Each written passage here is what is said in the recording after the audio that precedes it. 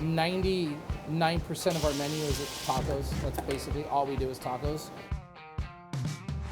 So 9 a.m. here at Tunaville. I usually get, the shrimp, the swordfish here, but we'll see what the rockfish of the day is gonna be.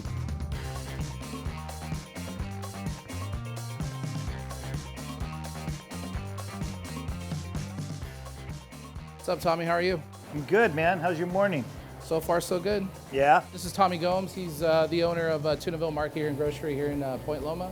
He's fourth generation. Yeah, fourth generation commercial fisherman. Lucky enough, I fished all over the world. What kind of rockfish do we have today? So today we have our local sheephead. All right, let's get some sheephead.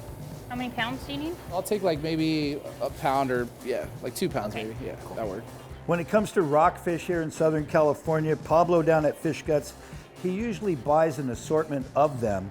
And these are beautiful examples of little rockfish. I don't understand why more restaurants aren't using these because they fry up well as a whole fish. Do you guys have opah, Tommy? No? Opah belly? Yeah, belly? Yeah? Yeah, I'll take some. Okay. What else can I grab for you? Just a little bit of shrimp. Okay, $117.85. Here, there you go. Thank you. All right, so I got my fish. Now I'm heading to the restaurant.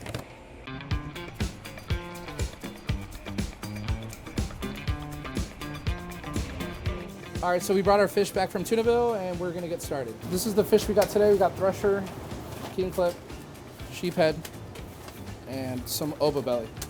Today we are gonna have opah belly for the blackened swordfish. We're gonna do the coconut shrimp and a couple of other traditional tacos. This is Jimena. She's actually our prep cook and she's our tortilla lady as well. Basically what she's doing now is amasando la masa, which basically means she's kind of breaking down the masa, taking out all the air.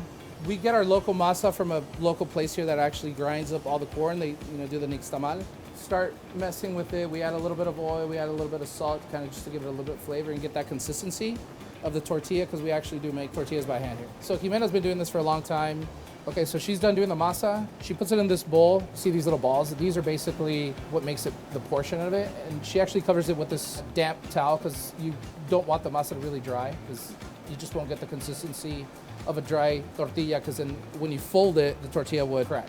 So right now she grabs a little bit of the masa, she makes the ball, and portions it on the press, and she presses it lightly to get the thickness that you desire of the tortilla, and then she places it on the comal.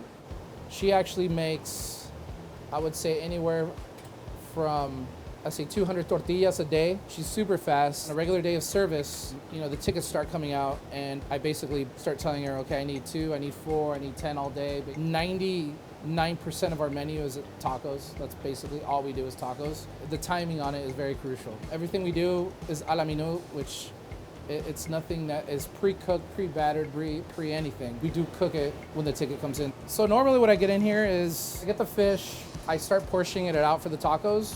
And once I do that, then I start doing any marinades or any batters that I need to do. We have a small kitchen, so we're very limited when it comes to refrigeration. We don't have a freezer or anything. We don't freeze anything. We buy the fish every day. Every morning I go down there and I buy the fish.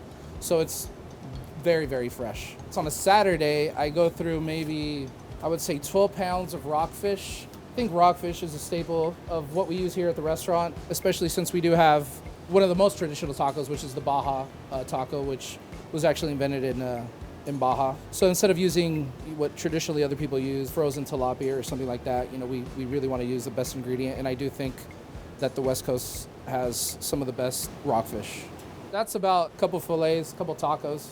Cool, so we just finished portioning out all the fish. Next we're gonna start our beer-battered. Since Mexican food is super traditional, each family has their version of it. The fish taco was invented in Ensenada. Originally, it was just a regular batter, which was flour, breadcrumbs, beer, and that's how you would batter it. But then, before COVID, I did go to Ensenada and I saw that they were using mustard, so I decided to use it, and I think it works very, very well. So it's flour, we hit it with a little bit of mustard, and the Negra Modelo. You definitely don't get like a big crunchiness. I mean, you're not using any cornstarch or any baking powder or anything like that, so it's not like fish and chips. It's just super subtle. You don't want to overcomplicate the process of it. So this is for the Baja, which is one of our most traditional tacos, and for the fish and chips taco. All right, so now we're gonna make some Baja taco. You have some flour, throw the fish in the flour, whatever rockfish you have or whatever fish. Bring it over to the batter. What I do is I like to dunk the batter in there. You do want to coat the entire fish, but what I like to do so the fish doesn't, so you don't have a big blob of batter, actually like to shake the excess over of the batter. So we drop the fish, call out the tortillas, and then that's when I like to start working on the slaw. So we have two types of slaw. This is for the Baja. So we have the Mexican slaw, which consists of red cabbage, green cabbage, and Savoy. A little of pico de gallo, which basically is Roma tomato, white onion or yellow onion, cilantro. And this is the base for the Mexican slaw. Those are done. To plate, we get a tray, throw a little bit of chipotle aioli, and we place it on top of the fried fish. So we place both tortillas, beer-battered fish. We get our slaw. Baja tacos. Here you have the opah belly. Part of the reason why I use the belly part of the opah is just a lot fattier. It has a little bit more flavor than using the loin or any other part of the opah. It's usually, when you get blackened, it's either swordfish or it's salmon. It's a lot of the fattier part. You do need that fat as well, to cut a little bit of the saltiness too of the blackened. So for the blackened, what we do is we have some house-made blackened seasoning we have here.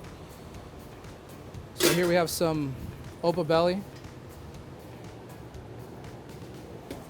While those are cooking, the slaw for the blackened taco is a mix of 2 cabbages, green cabbage and Savoy.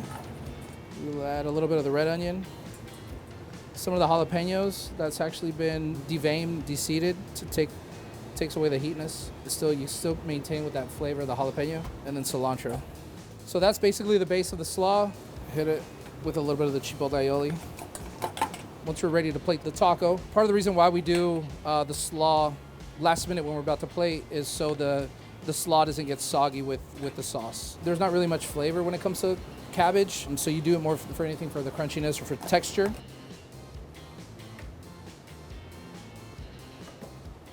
All right, so here basically what we have wild Baja shrimp. To me, the Baja shrimp is very sweet. Crack the tail, and we start peeling the shrimp. This is gonna be for our fried coconut shrimp.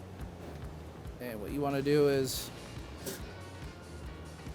just clean it and devein it.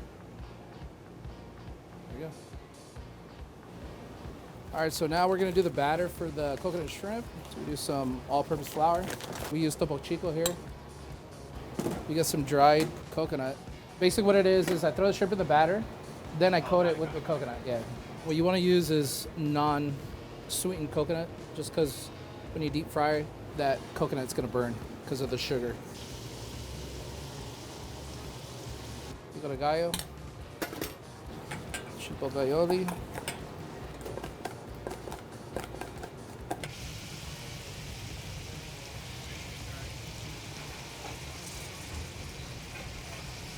Big Baja shrimp. Bubba Gump would say coconut shrimp.